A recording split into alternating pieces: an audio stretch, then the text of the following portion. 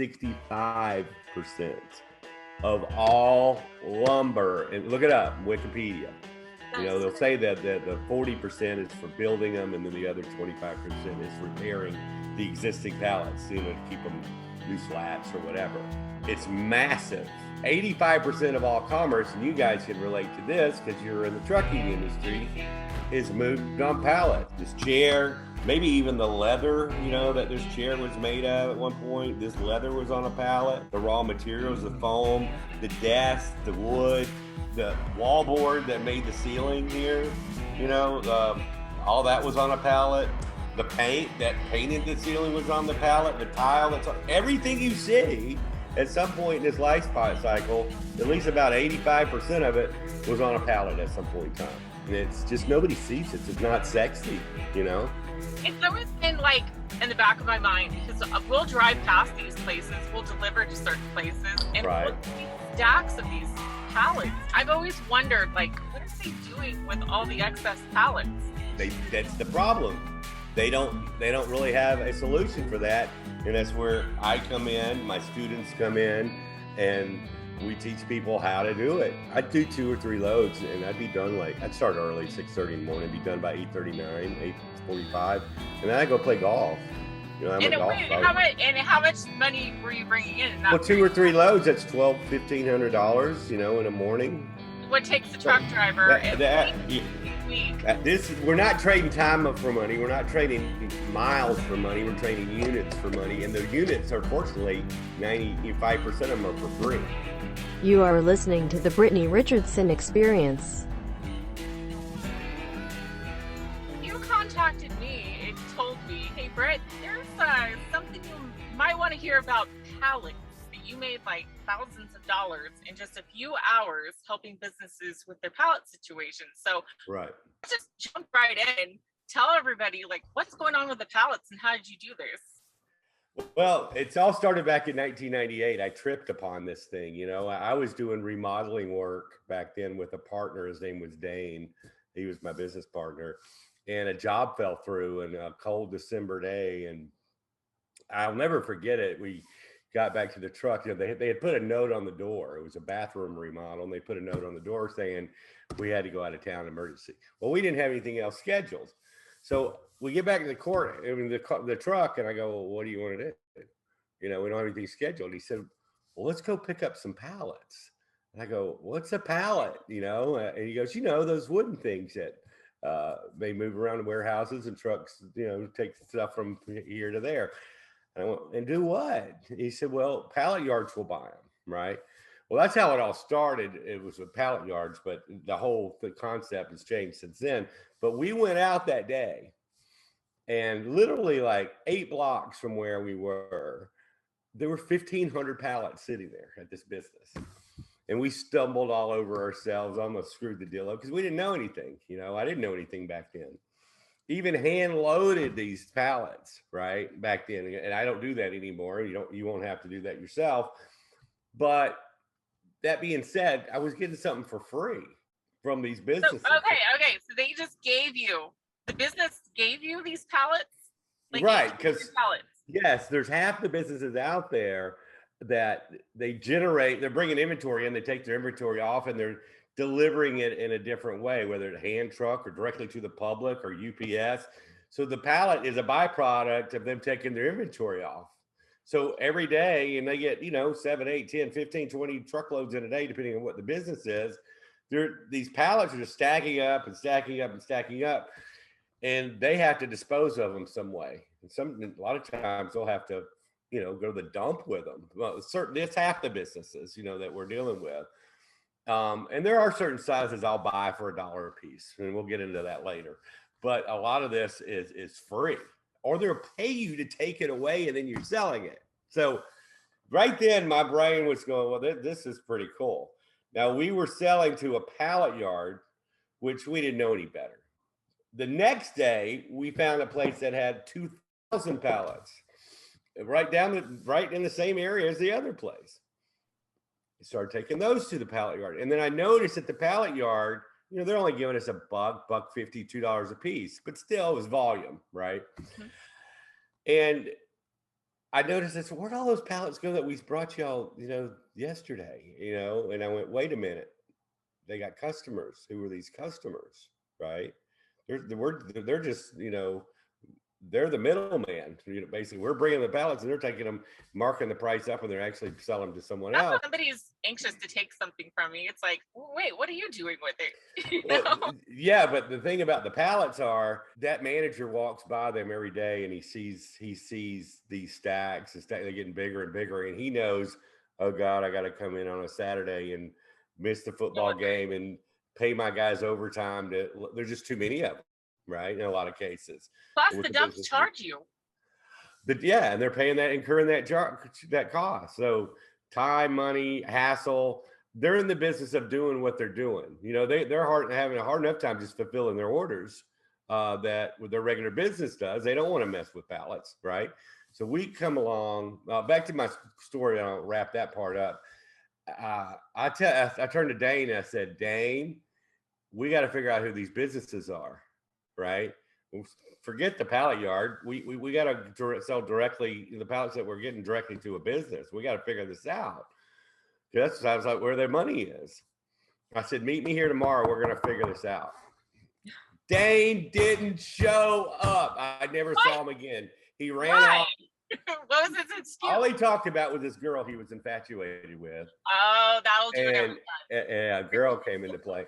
He had ran off with her, eloped with her, and see, we cost you guys a lot of money. You got to be careful. Well, I mean, he sent me there, and I'm just starting this. I'm going, okay.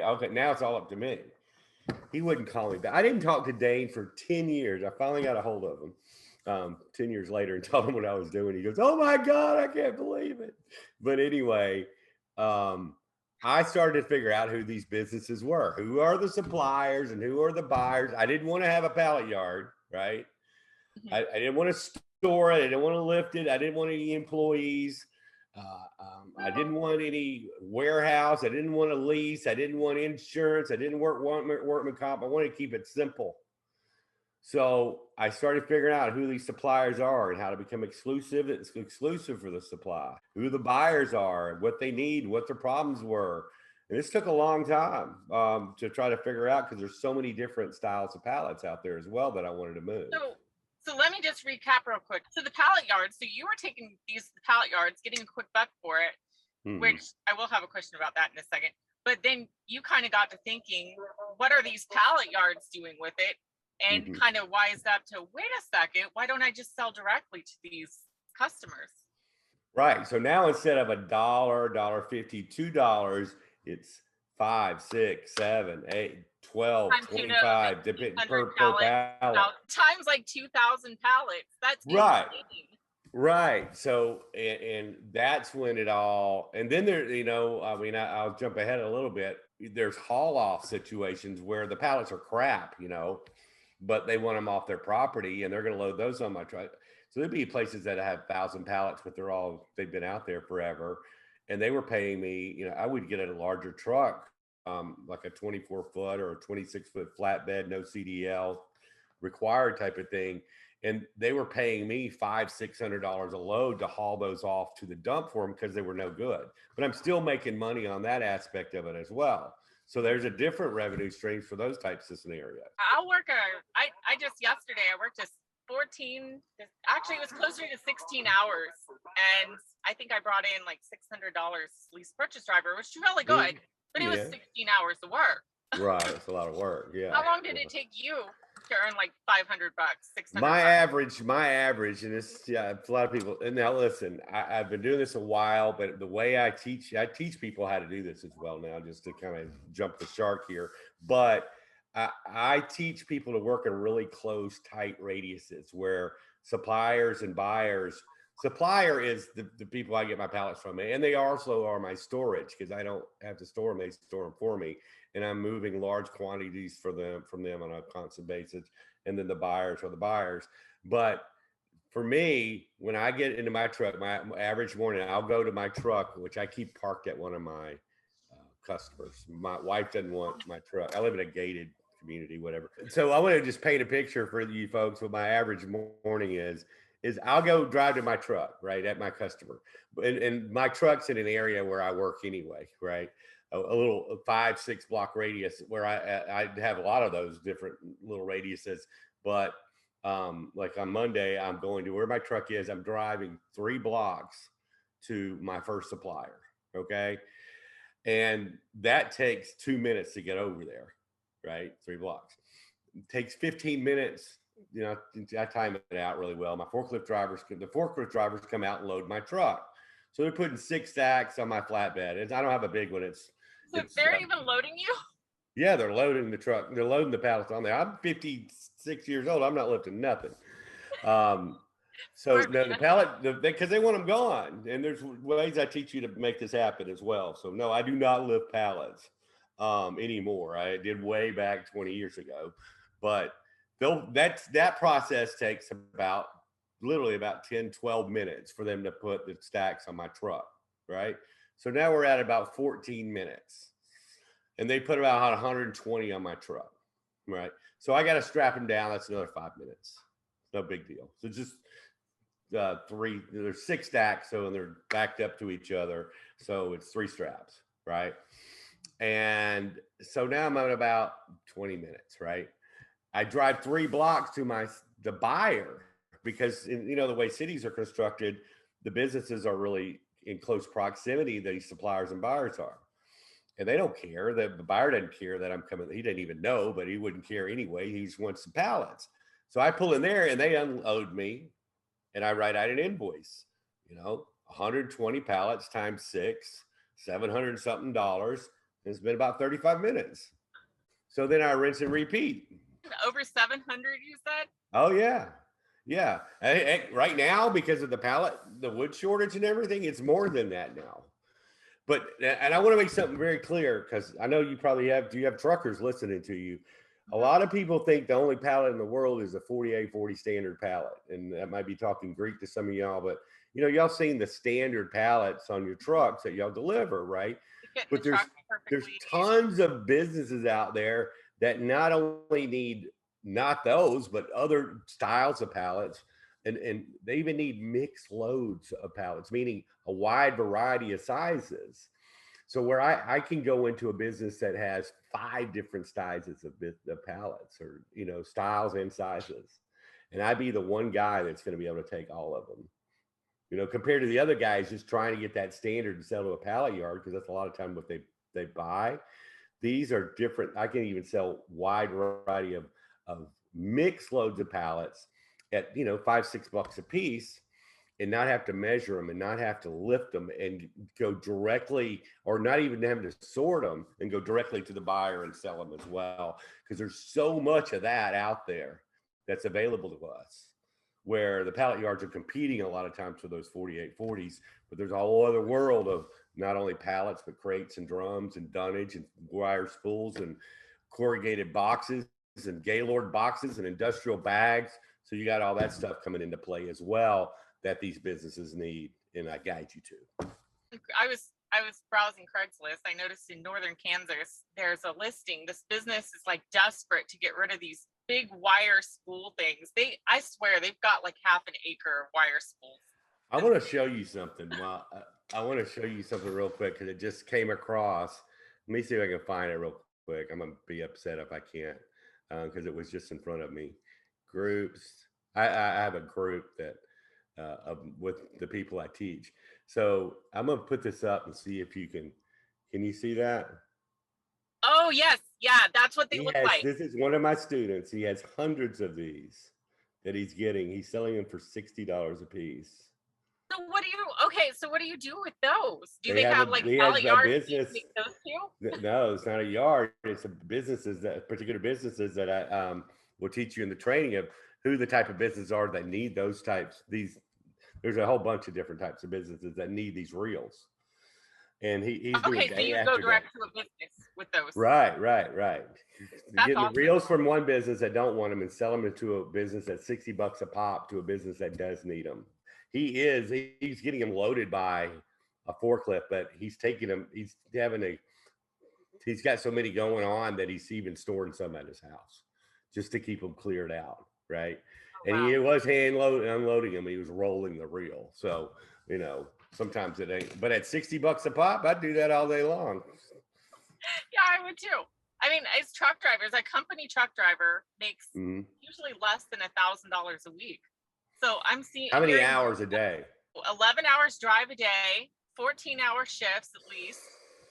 I mean, on a short day, it would be 12 hours if we had a short load. Wow. But that's, I don't know how y'all do it. I mean, I have the greatest respect for truck drivers, but you guys are away from your family way too much, and that's a lot of miles. I would get, what is that? Is there a term for it where you get hypnotized by the lines in the road going by you for What that do you call that? Highway hypnosis or something? I haven't worked for anybody, and once I discovered this was 23 years ago. I have not worked for anybody since. I never even went back to the remodeling business. The accounts I found the first week, and I killed myself trying to figure it all out, and took massive action. A lot of it was wrong, actually, but regardless, it was my first week out there. The accounts I acquired, I was making about $78,000 back in 1998. Those accounts I acquired that first week were I had 6 buyers and 12 suppliers. After really stumbling all over myself the whole way, but I took a lot of action back then. That replaced my income. So I didn't make that all in 1 week, don't get me wrong, but the accounts were worth that much where I didn't have to go back. So how much time does it take you on, or did it take you on a weekly basis to do that? Well, I'm the kind of person, if I'm going to do something, I'm going to go crazy and I'm going to stumble all over myself trying to figure it out. Now I have, I wouldn't really talk too much about it, but I have a training course. A few years back, a friend of mine came over, and I kept this under my hat for years. This pallet business is my little thing, right? You're And sitting on this like pile of my gold. family knew. Yeah, my family knew, but a lot of I have other little businesses that I do as well, side hustles and stuff. Well, one of my friends from a side hustle came over, and I said, "Oh crap, I got to do some pallets." He goes, "What are you talking about?" I said, "Oh, I got this pallet thing." So I said, "Right along with me, come along with me, and I'll check it out." So we made a couple. I brought in a couple $1,000 in a few hours, and he turned to me after we were done. He said, "This is brilliant. Will you teach me how to do it?" And I went, "Wait a minute, I should teach a lot of people how to do this. Why should I have all the fun, kind of deal?" So I did. That's when I started putting this training together to teach other people how to do it. And it's a really involved course because I've learned a lot in 23 years on how to do this the right way and keep it simple and streamlined. Okay, so I got to ask you, so you're doing Sure. this training course. Have people been able to replicate similar results like this? Absolutely, Brandy. I was just showing you one, in there, but the group is, it's a training, and then we have a private Facebook group. And I don't know if I gave you access because we were going to do this or not. Did you get in there, or have you?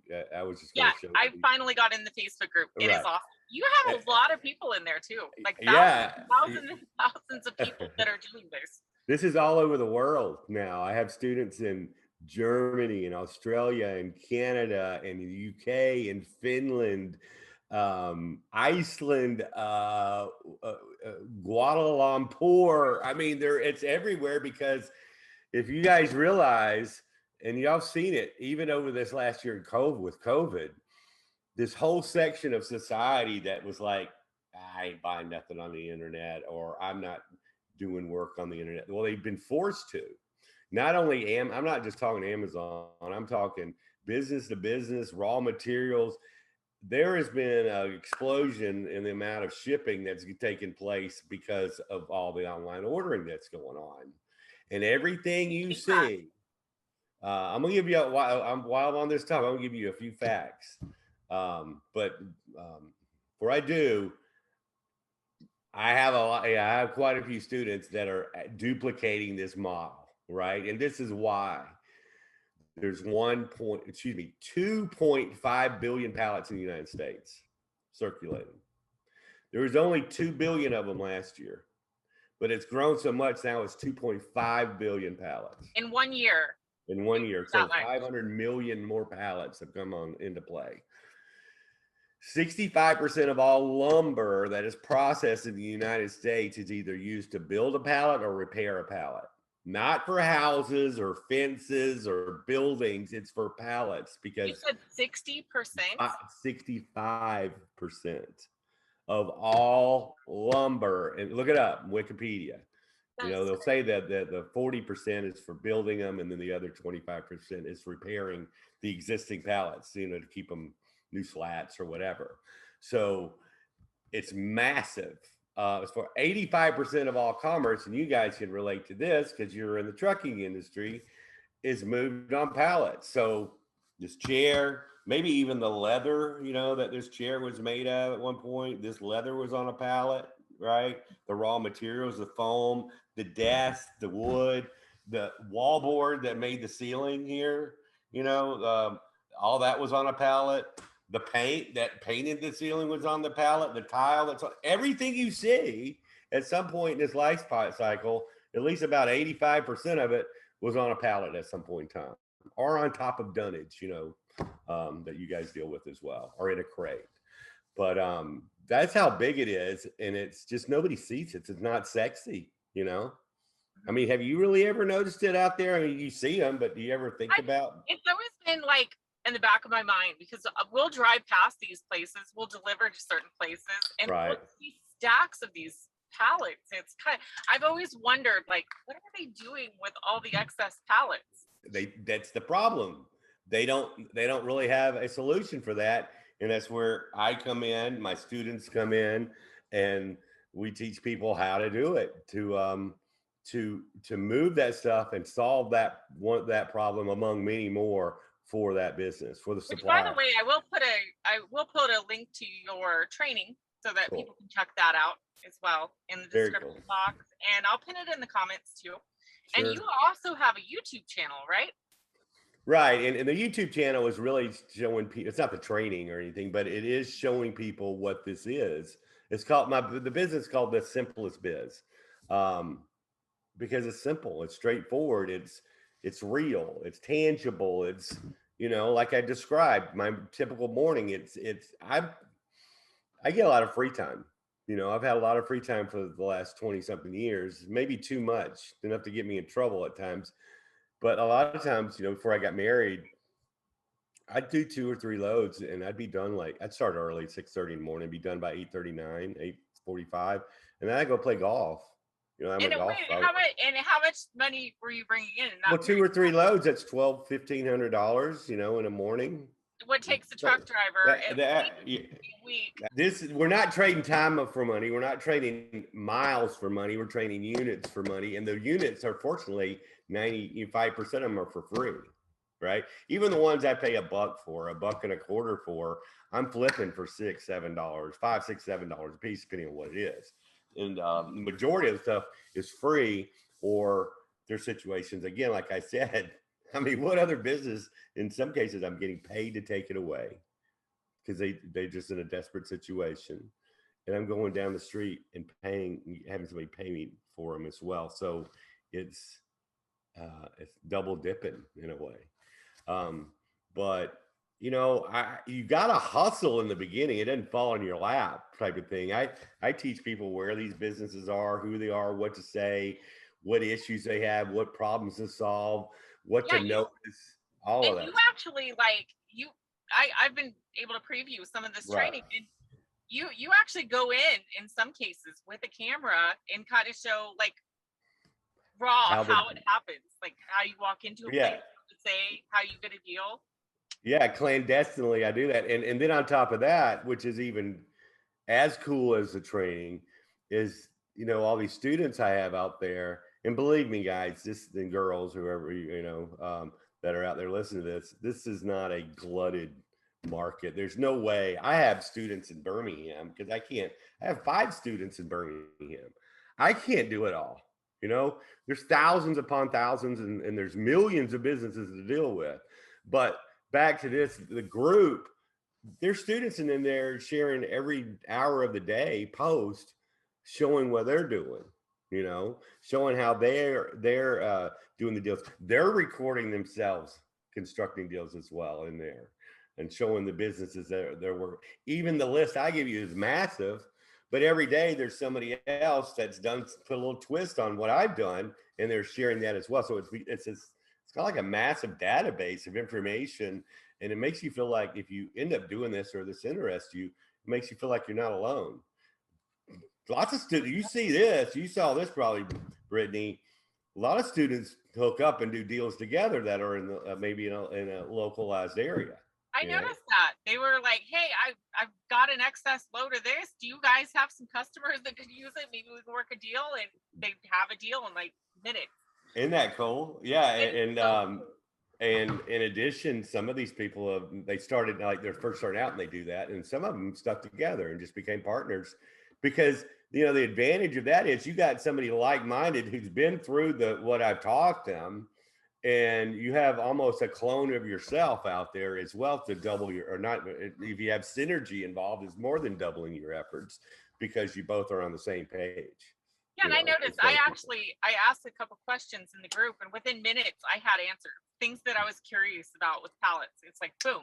Yeah, there's It got. I'll admit something. When it first started, I would have to answer a lot of questions, but then people were educated and they're out there and they're doing it.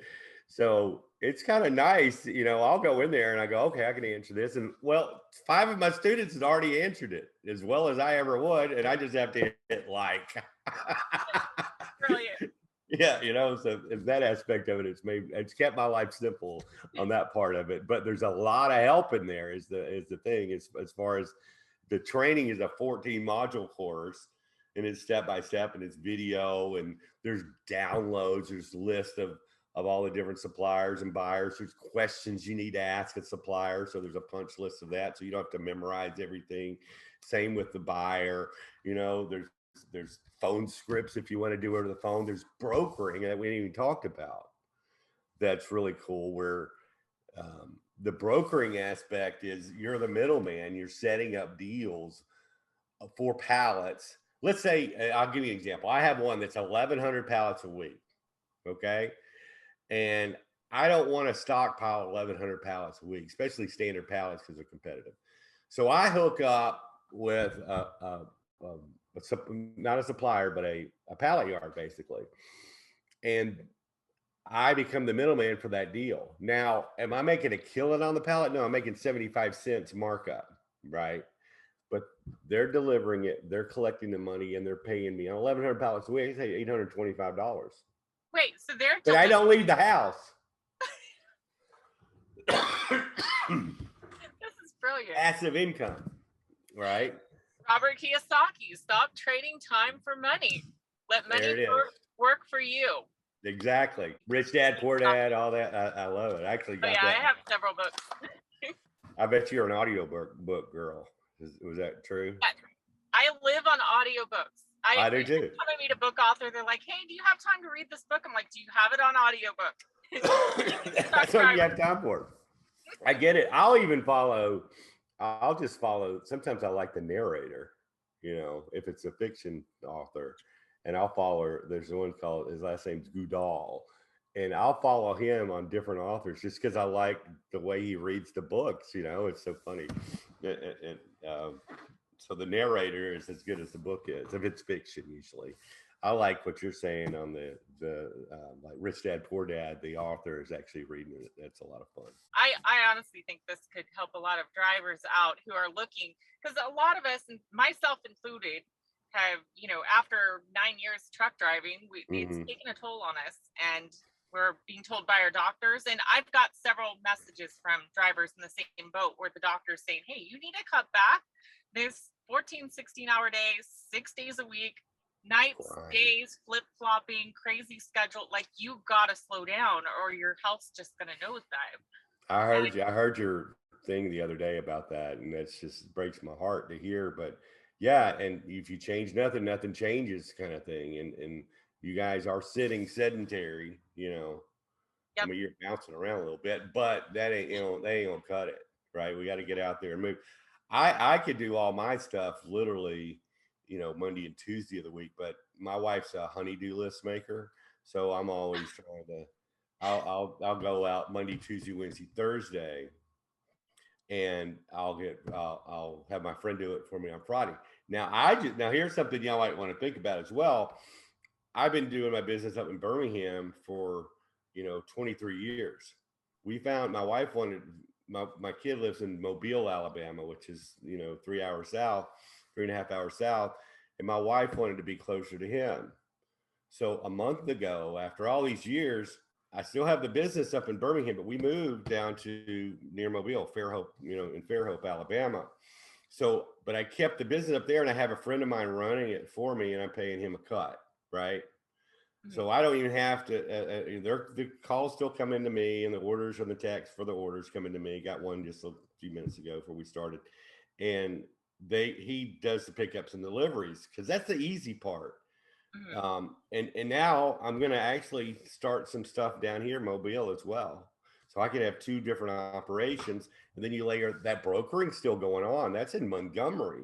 Heck, I could do stuff I got stuff in Georgia, but I could do stuff in California if I wanted to, as far as the brokering stuff. So you're not limited to just pallets. You're not limited to just an area, because you can move around and do this in different areas and have that backside of pick up and deliver be done by someone else. And then you have all the other items that we're talking about. And I want to make this one point. If I have one customer, but he's ordering pallets from me, right? And then he's ordering corrugated boxes, right? And he could be ordering dunnage as well. So one account can feel like three accounts if you're selling them, because they run out of pallets every week. They run out of boxes every week or 2 weeks. They run out of dunnage as well. So you got three revenue streams from one account. So let's say if you just had four accounts and you're selling them 2 items each, that's like having 8 recurring revenue streams on a weekly basis. And a load of pallets, 150 pallets times 5, that's $700 a week. And then they're ordering 200 corrugated boxes at $350, or depending on size, $4 a box. So it's good money, people. I mean, it's a cool life. It's a scavenger hunt with a map, and I want to help out as many people figure this, learn this, what I've been doing for so long. And I've been doing that. I just want to help more, that's why I'm on here with to people watching, maybe this is that moment for you. You're at that point, you're looking for something to where you can leverage your time and get in better health. And maybe this is it. Right. I mean, I hadn't worked a full day in I did when I bought this last truck I had, and that's been like 7.5 years ago now. Which I worked. Go ahead. Paid very little for that truck, right? $3,600 and it was paid off in how long? Huh?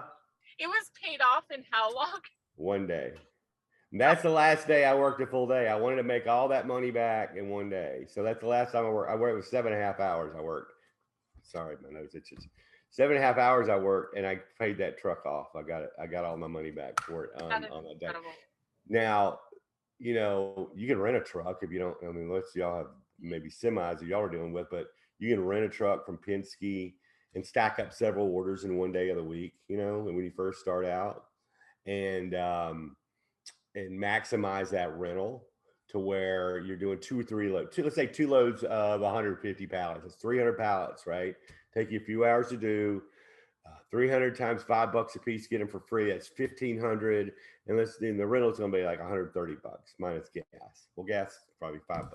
So you're down to about 1370 is your take home. But that same business is going to order again next week, right? So you just repeat that a few times and let the business buy you a little $3,600, $3,000, $2,500, or $1,000 trailer if you have a truck to pull it with, or something like that. But it doesn't take very much. Heck, you can do it with a pickup truck. There's a way of putting 65 pallets on a pickup truck, and that's $300, right, or more, a little over. That's incredible. To be honest, I really get a kick out of you. I think you are brilliant. What you stumbled across is brilliant, and I think this can help so many people. So I encourage everybody watching, definitely go check him out. You have amazing training on how to do this. I've never seen training so thorough on every little thing, and you simplify it. That's what I love. Truckers, we are no nonsense people. We want Get to the point. Tell me, what's the baseline here? How do I make the bucks? No fluff. No, I don't try to get into fluff. I just want actual, information out there. And guys and girls, if you're out there listening to this, there's going to be a link below. You can just go ahead and get this if you'd like. You can go to The Simplest Biz, my YouTube channel called The Simplest Biz. My name is John Charles. Well, actually, it's John Wilker, but I go by John Charles for business. Who I affectionately call the pallet guy. The pallet guy. And check some videos out and do your due diligence. I don't want anybody doing this that doesn't understand it. Hopefully I've explained this to you a little bit. It is real. It is cool. It's changed my life. It's changed a lot of people's lives. And do yourself a favor and maybe, put a little light at the end of the tunnel for you if you're ready to get off the road a little bit, or combine it with your trucking business, either or. Well, thank you so much for joining me. Thank you, Brittany. I enjoyed it. And then we'll talk soon as well. I love your channel, and hopefully we can talk again soon, okay? Definitely. I want to follow up and see how this goes. Fantastic. Oh, absolutely. You are listening to the Brittany Richardson Experience.